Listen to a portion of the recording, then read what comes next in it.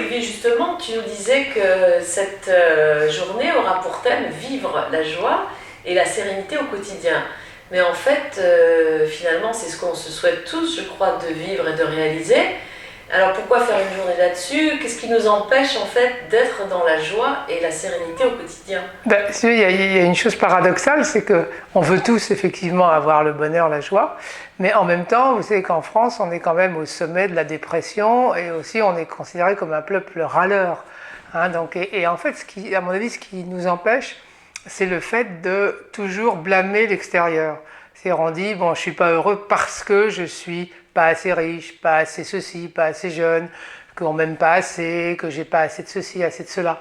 Et finalement, soit on se blâme soi-même, soit on blâme l'environnement, mais il y a toujours une sorte de projection, on blâme les circonstances extérieures à nous.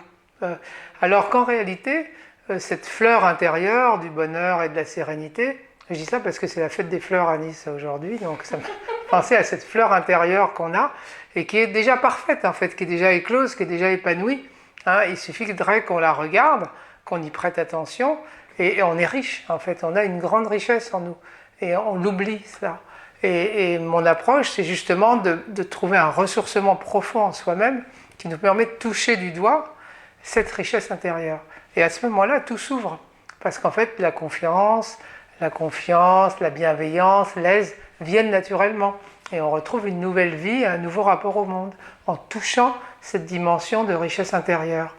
Et donc c'est à la fois très simple, et en même temps on n'est tellement pas habitué, parce qu'on a l'esprit toujours tourné vers l'extérieur, que c'est nouveau, et en même temps c'est en nous.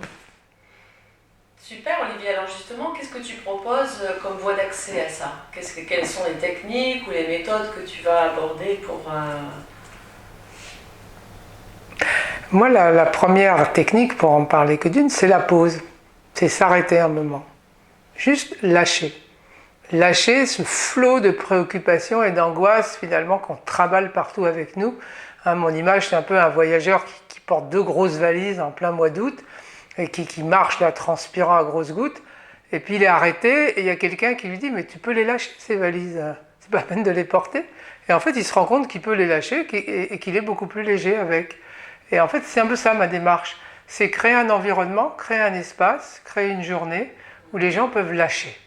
Lâcher, revenir à soi et simplement être profondément bien, profondément en accord avec soi-même, tout simplement.